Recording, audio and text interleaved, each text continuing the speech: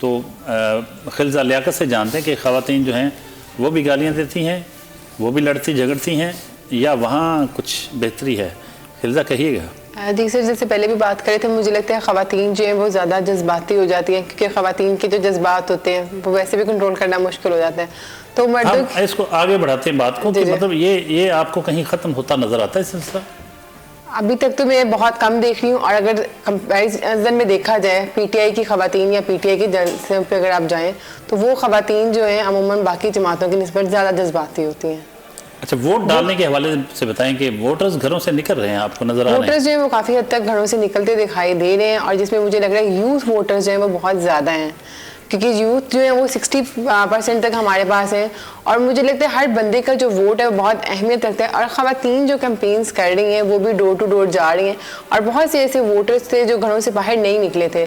2018 के अगर इलेक्शन की बात करें, उस टाइम जो सिर्फ शायद 5% तक ख़वातीन जो थी घरों से निकली थी, और इस दफ़ा अगर देखें तो 50% तक ख़वातीन जो है वो घरों से निकल रही हैं, वोट डालने के तैयार हैं।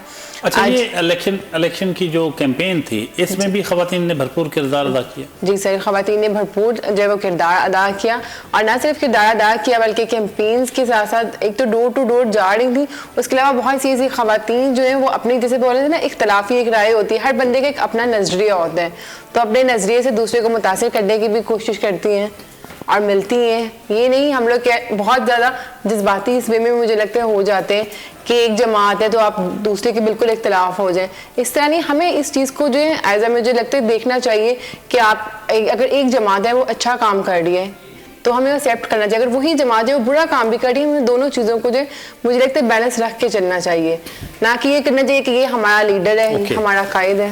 आपका गॉट योर पॉइंट।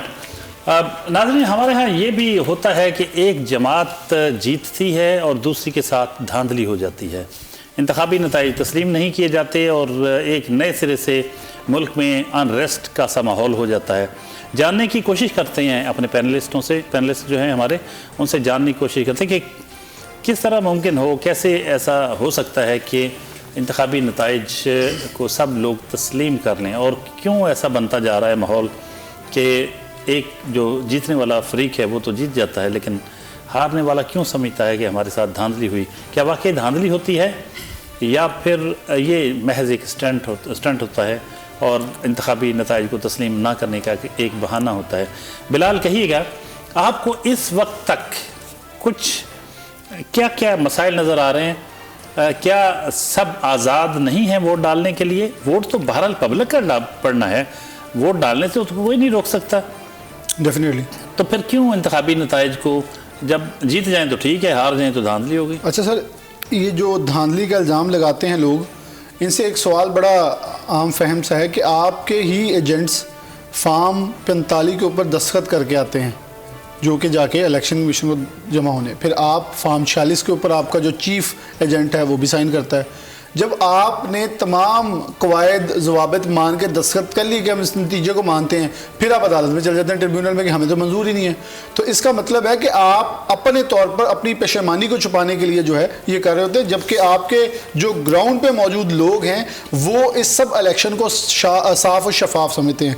और थोड़ा सा माहौल को अगर नॉर्मल लेकर चलें, जैसे आपने कहा तलखी कम हो, रूटीन में वोटर जाता रहे। अच्छा, तलखी हमेशा वो करता है जिसका वोटर ही नहीं कर रहा, या वो लेट हो रहा है, या जिसे पता चल रहा हो कि मेरा कैंप खाली है, उसने कहा चलो और तो कुछ नहीं है, लड़ाई करते हैं, पोलिंग रुकेगी, उसका मैं फ़ायदा उठाऊंगा।